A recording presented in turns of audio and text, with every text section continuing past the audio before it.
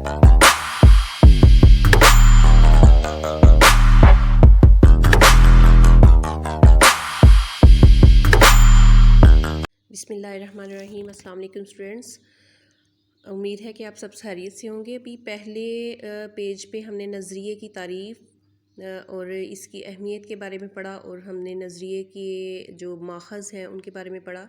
तो अब आ जाते हैं पेज नंबर 4 पर। यहाँ पर हम नज़रिया पाकिस्तान का मफ़हूम पढ़ेंगे, ठीक है, meaning of ideology of Pakistan. अब इसका मफ़हूम क्या है? सबसे पहले हमने नज़रिए के मायने और इसकी तारीफ़ पढ़ी, 5 तारीफ़ें पढ़ी थी, उनमें से कोई सी भी 3 आपने याद कर लेनी है, ठीक है। तो नज़रिए पाकिस्तान का मफ़हूम जो है, इसकी रीडिंग के हवाले से स्टार्ट करते हैं। इस्लामी नज़रिया हयात नज़रिया पाकिस्तान की बुनियाद है, यानी कि नज़रिया पाकिस्तान की बुनियाद क्या है, पाकिस्तान का नज़रिया कैसे वजूद में आया? इस्लामी नज़रिया हयात की बुनियाद पर। नज़रिया पाकिस्तान से मुराद बरसगीर जनूबी एशिया के तारीख़ी हवाले से मुसलमानों का ये शऊर कि वो इस्लामी नज़रिया हयात की बुनियाद दूसरी अक़वाम से मुख्तलिफ हैं, यानी कि वो इस्लामी नज़रिया हयात की वजह से, यानी कि उनका इस्लाम मज़हब इस्लाम है, उनकी जो है इबादत जो हैं वो दूसरी अक़वाम से मुख्तलिफ हैं, उनकी इबादत गाहें मुख्तलिफ हैं, उनकी ज़बान, उनका लिबास या और उनकी हर चीज़ जो है दूसरी अक़वाम से मुख्तलिफ है। तो इसी नज़रिए की बुनियाद पर जो है वो इस्लामी नज़रिया हयात जो है वो कायम हुआ। एक मौका पर कायद-ए-आज़म मोहम्मद अली जिन्ना ने फरमाया कि पाकिस्तान तो इसी रोज़ वजूद में आ गया था जब बरे-सगीर का पहला हिंदू मुसलमान हुआ था। नज़रिए की तारीफ़ की रोशनी में नज़रिया पाकिस्तान वो लाइहा अमल था जिसकी बुनियाद एक ख़ास नज़रिया यानी इस्लाम पर रखी गई थी, जिसको वाज़े तौर करने का मकसद इस्लाम को एक तहज़ीबी, सकाफ़ती, तमदनी, सियासी और मुआशी निज़ाम के तौर पर नाफिज करना था। यानी कि मुसलमान चाहते थे कि वो उनके पास एक ऐसी रियासत जो है वो वजूद में आ जाए, उनको एक ऐसी रियासत मिल जाए जहाँ पर वो अपने इस्लामी उसूलों के मुताबिक अपनी इबादत गाहों में आज़ादाना तौर पर इबादत कर सके, इस्लामी उसूलों के मुताबिक अपनी ज़िंदगी को बसर कर सके, ठीक है। पाकिस्तान का क़याम एक नज़रिए के तहत वजूद में आया जो नज़रिया पाकिस्तान कहलाता है। नज़रिया पाकिस्तान की हैसियत पाकिस्तान के वजूद में रूह की तरह है, जिसके बगैर पाकिस्तान के क़याम का कोई तसव्वुर नहीं किया जा सकता। यानी कि पाकिस्तान का क़याम ही नज़रिया पाकिस्तान के नज़रिया पाकिस्तान जो है वो एक इस्लामी नज़रिया हयात की वजह से वजूद में आया पाकिस्तान। ताकि पाकिस्तान मुसलमान चाहते थे कि उनको पाकिस्तान की सूरत में एक ऐसी रियासत जो है वो मिल जाए जहाँ पर वो इस्लामी उसूलों के मुताबिक अपनी ज़िंदगियाँ जो हैं वो बसर कर सकें। तहरीक पाकिस्तान के दौरान मुसलमानान हिंद ने शऊरी तौर पर एक नज़रिए के तहत आज़ाद मुसलमान ममलिकत के क़याम के लिए जद्दोजहद की। ज़ैल में नज़रिया पाकिस्तान की तारीफ़ बयान की गई है, ठीक है। अभी आप नज़रिया पाकिस्तान का मफ़हूम जो है इसके बारे में पढ़ रहे थे रीडिंग। अभी नज़रिया पाकिस्तान की तारीफ़ यहाँ पर लिखी गई हैं, इन पे देख लेंगे, आपको स्टार्स नज़र आ रहे होंगे, इन पे नंबरिंग कर लें। नंबर 1 पर है नज़रिया पाकिस्तान से मुराद एक अलग हित्ता ज़मीन का हसूल है, यानी कि ज़मीन का एक अलहदा हिस्सा उसका हसूल है जिसमें मुसलमानान बरसगीर कुरान और सुन्नत की रोशनी में इस्लामी कदरों और नज़रियात को महफूज कर सकें और अपनी ज़िंदगियाँ इस्लाम के रोशन असूलों के तहत गुजार सकें। नंबर 2 पे है तहरीक पाकिस्तान और तामीर पाकिस्तान के मजमूई तसव्वुर को नज़रिया पाकिस्तान कहते हैं। यानी अगर आपसे कोई पूछे कि नज़रिया पाकिस्तान की तारीफ़ करें तो आप इनमें से कोई भी बता सकते हैं। नंबर 3 पे है नज़रिया पाकिस्तान वो नज़रियाती बुनियाद है जिसके तहत बरसगीर के मुसलमानों ने अपनी शनाख्त, हकूक़, अलहदा वतन और कौमी फलाह बहबूद के लिए जद्दोजहद की।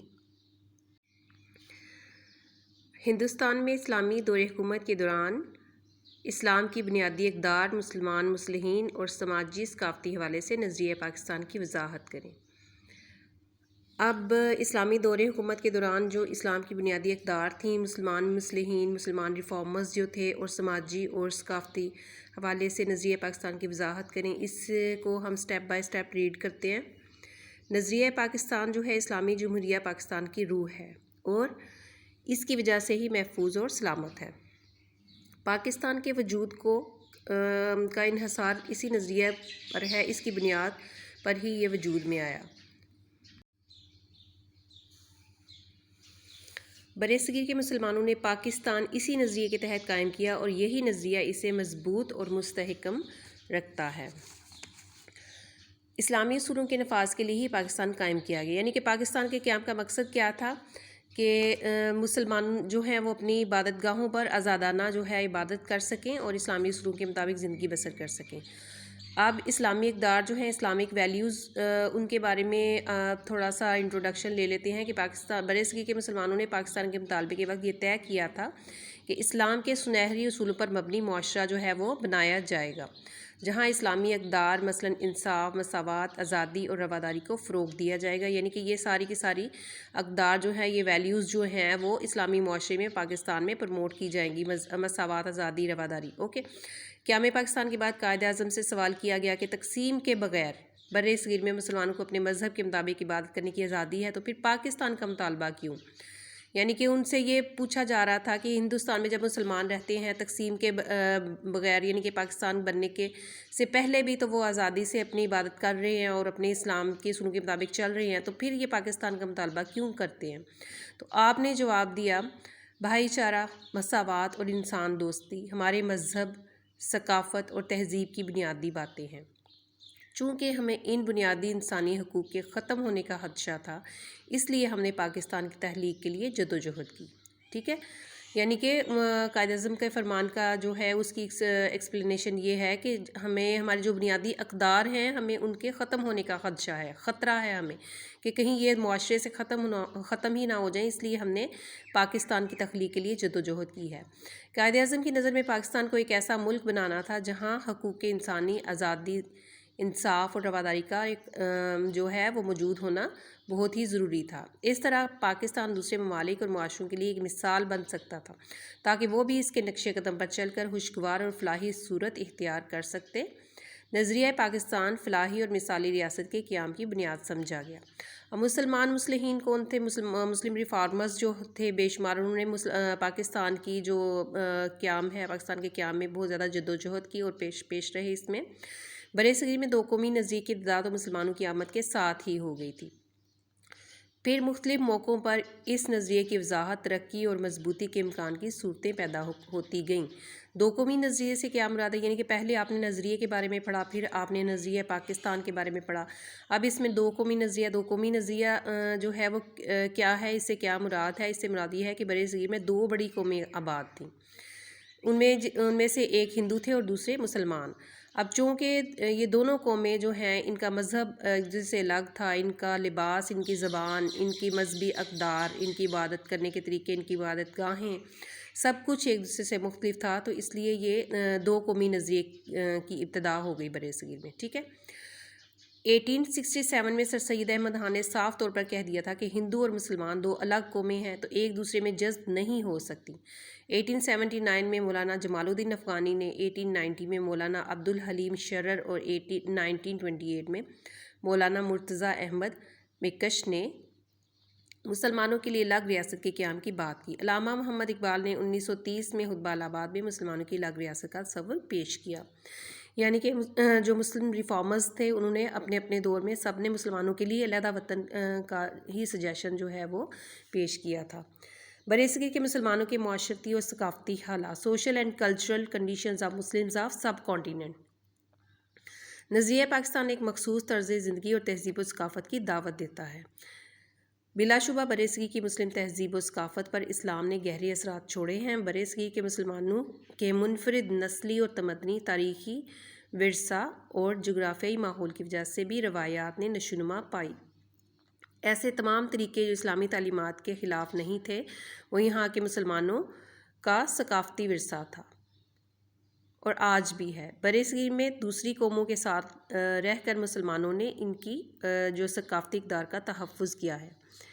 اسلام اپنی روح میں ایک جمہوری نظام ہے، اس میں شرعی طریقے کو اہمیت حاصل ہے۔ شرعی یعنی کہ یہ مشورہ آپس میں کرتے ہیں۔ اسلام میں جو ہے مجلس شورا کو زیادہ اہمیت حاصل ہے، اور اسلام میں قانون کی حاکمیت کو یقینی بنانا بھی اس میں شامل ہے۔ اس کا مقصد یہی ہوتا ہے کہ مشاورت کے ذریعے سے تمام مسائل کا حل جو ہے وہ نکالا جائے۔ نظریہ پاکستان پر عمل کرنے سے ہی برصغیر مسلمانوں میں رواداری، انصاف، جمہوریت کی جڑیں مضبوط ہوتی گئیں۔ نظریہ پاکستان میں جمہوریت ایک اہم ستون کی حیثیت رکھتی ہے۔ قومی تعمیر نو کا انحصار ملی جذبوں کی آبیاری، جمہوریت کی کامیابی اور اسلام سے وابستگی پر ہے۔ اب برصغیر میں کیا تھا کہ برصغیر میں کئی زبانیں بولنے والے مسلمان رہتے تھے، ان کی ثقافت، ان کی روایتیں، ان کی نسلیں، سماجی ماحول سب کچھ مختلف تھا، اور رنگوں میں بھی یکسانیت نہیں تھی۔ دین اسلام ہی وہ واحد طاقت تھی جو تمام مسلمانوں کو ایک قوم کے سانچے میں ڈھالے ہوئے تھی۔ اسلام کی روح سے مسلمان جو ہے وہ مسلمان کا بھائی ہے۔ مسلمان ہمیشہ اپنے پہچان اپنے مذہب کے حوالے سے کراتے تھے۔ علامہ اقبال نے مذہبی بنیادوں پر زور دیا اور کہا کہ مسلمان دین اسلام کی وجہ سے ایک ملت ہیں اور ان کی قوت کا انحصار اسلام ہے۔ انہوں نے مسلم ملت کے اساس کے حوالے سے حقیقی تصور اپنے اشعار میں یوں پیش کیا ہے۔ اب یہ علامہ اقبال کے اشعار جو ہیں وہ پیش کیے جا رہے ہیں مسلم ملت کی اساس کے حوالے سے۔ آپ کو اگر شارٹ کوسچن آ جاتا ہے کہ مسلم ملت کی اساس کے حوالے سے جو ہے وہ علامہ اقبال کے خیالات بتائیں یا پھر ان کے اشعار کے حوالے سے مسلم ملت کی اساس کو بیان کریں، تو آپ یہ والا شعر لکھ سکتے ہیں۔ اپنی ملت پر قیاس اقوام مغرب سے نہ کر، خاص ہے ترکیب میں قوم رسول ہاشمی، ان کی جمعیت کا ہے ملک و نسب پر انحصار، قوت مذہب سے مستحکم ہے جمعیت تیری۔ ٹھیک ہے، اگر آپ کو یہ شارٹ کوسچن آتا ہے تو آپ یہ والا شعر اس کے آنسر میں لکھیں گے۔ کانگریس اور حکومت جو ہے کانگریس اور انگریز حکومت کی مشترکہ قوت قائد اعظم اور آل انڈیا مسلم لیگ کے مضبوط ارادوں کی راہ میں رکاوٹیں پیدا کر رہی تھی۔ یعنی کہ کانگریس جو ہے ہندوؤں کی جماعت اور انگریز حکومت، یہ دونوں مل کر قائد اعظم اور مسلم لیگ کے مضبوط ارادوں میں رکاوٹیں بنا رہے تھے۔ قائد اعظم ان دونوں سے مسلمانوں کو آزادی دلانا چاہتے تھے۔ ہندوؤں کی عددی برتری، یعنی کہ وہ عددی لحاظ سے آبادی کے لحاظ سے بہت زیادہ تھے۔ ہندو اور انگریز حکومت کی بے پناہ طاقت مسلمانوں کو پاکستان بنانے سے نہ روک سکی۔ اس کی وجہ کیا ہے کہ اسلام سے مسلمانوں کا وابستہ ہونا تھا، اسلام سے مسلمانوں کی محبت تھی۔ قائد اعظم اسلام کی سربلندی اور مسلمانوں کے تحفظ کے لیے مسلسل کوشاں رہے اور مخالفت کے پہاڑ بھی ان کا راستہ نہ روک سکے۔ مسلم قوم نے اپنے عظیم قائد کی سربراہی میں اپنے آپ کو ایک مضبوط اور بھرپور قوم ثابت کیا اور ملی اتحاد کے ذریعے مسلمانوں سے جداگانہ قومیت کا تصور کو کامیاب بنایا۔ یہ تصور جو ہے، یہی تصور نظریہ پاکستان کہلایا۔ ٹھیک ہے، یہ مسلم ریفارمرز کے بعد آپ نے ثقافتی اقدار جو ہے ان کے بارے میں ایک شعر تھا اس میں مسلم ملت کی اساس کے حوالے سے۔ اس کے بعد اسلامی ریاست اور اقلیتوں کے حقوق، مائنورٹیز کے جو حقوق ہیں وہ اس کے بارے میں آئیے پڑھتے ہیں۔ قائد اعظم نے دو ٹوک الفاظ میں فرمایا کہ پاکستان ایک مذہبی نہیں بلکہ اسلامی فلاحی ریاست ہے، یہاں غیر مسلموں کو مسلمانوں کے برابر درجہ ملے گا، یعنی کہ ان کو جو حقوق ہیں مسلمانوں کے برابر ملیں گے، وہ آزاد اور خوشگوار فضا میں سانس لے سکیں گے اور انہیں برابری کے حقوق جو ہے وہ حاصل ہوں گے۔ رواداری اور انصاف کے تقاضے پورے کیے جائیں گے۔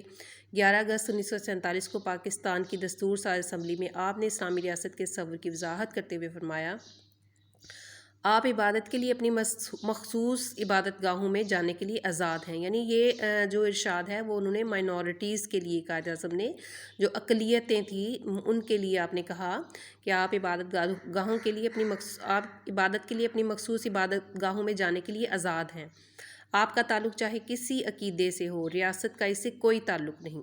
پاکستان کے تمام شہری مساوی ہیں اور انہیں مساوی حقوق حاصل ہوں گے۔ ہیڈنگ نمبر 5 پہ آ جاتے ہیں، awareness about ideology of Pakistan, نظریہ پاکستان سے آگاہی۔ آج کی نوجوان نسل کو نظریہ پاکستان اور قیام پاکستان کے مقاصد سے پوری طرح آگاہ رکھنے کی ضرورت ہے۔ یعنی کہ آج کی جو نسل ہے اس کو پوری طرح سے یہ پتہ ہونا چاہیے کہ نظریہ پاکستان کیا ہے اور قیام پاکستان کا مقصد کیا تھا۔ ٹھیک ہے، پاکستان کس مقصد کے لیے جو ہے وہ بنایا گیا یا حاصل کیا گیا۔ جذباتی رشتے اور محبت کو جاری رکھنے کے لیے ضروری ہے کہ آج کی پاکستانی قوم کو نظریہ پاکستان سے پوری طرح آگاہی دی جائے، انہیں اس عظیم تحریک سے آگاہ کیا جائے جو پاکستان کی تخلیق کے لیے برصغیر میں چلائی گئی تھی۔ پاکستان کے عوام کو مضبوط اور متحد رکھنے کے لیے ضروری ہے کہ انہیں نظریہ پاکستان کی اہمیت، تحریک پاکستان کے رہنماؤں کی قربانیوں کا پوری طرح سے علم ہو۔ ملک بھر میں زبان، علاقہ اور صوبوں کی سطح پر نفرتوں کے خاتمے کے لیے نظریہ پاکستان سے دلی لگاؤ پیدا کرنا بے حد ضروری ہے۔ تو آج کے سبق میں ہم نے کیا پڑھا؟ آج کے سبق میں ہم نے نظریہ پاکستان کا مفہوم جو ہے اس کے بارے میں پڑھا۔ نظریہ پاکستان کے بارے میں جو ہے وہ 3 تعریفیں یہاں پر دی گئی ہیں اور اس کو جو ہے اس کی ایکسپلینیشن دی گئی ہے، اس کے بارے میں ہم نے پڑھا۔ اس کے ساتھ ہم نے ہندوستان میں اسلامی دور حکومت کے دوران اسلام کی بنیادی اقدار، مسلمان مصلحین اور سماجی اور ثقافتی حوالے سے نظریہ پاکستان کی جو وضاحت ہے اس کی جو ہے ایکسپلینیشن کی، اور یہ نظریہ پاکستان کا مفہوم جو ہے یہ شارٹ کوسچن میں بھی آپ کو آئے گا، اور جو ہندوستان میں اسلامی دور حکومت ہے یہ آپ کا کوسچن 5 لانگ ہے، ٹھیک ہے۔ کوسچن نمبر 5 لانگ میں یہ آپ کی ہیڈنگ نمبر 1 اسلامی اقدار، نمبر 2 مسلمان مصلحین، نمبر 3 برصغیر کے مسلمانوں کے معاشرتی اور ثقافتی حالات، ٹھیک ہے، اور نمبر 4 پہ ہے اسلامی ریاست اور اقلیتوں کے حقوق، اینڈ دا لاسٹ ون نظریہ پاکستان سے آگاہی۔ یہ آپ کی 5 ہیڈنگز ہیں، ٹھیک ہے۔ یہ آپ کا کوسچن نمبر 5 لانگ بھی ہے اور اس میں شارٹ کوسچنز بھی آپ کو آئیں گے، تو یہ سارا آپ نے لرن کرنا ہے۔ کوسچن 5 لانگ اور نظریہ پاکستان کا جو مفہوم ہے، اس میں نظریہ پاکستان کی تعریف جو ہے وہ آپ نے لرن کرنی ہے۔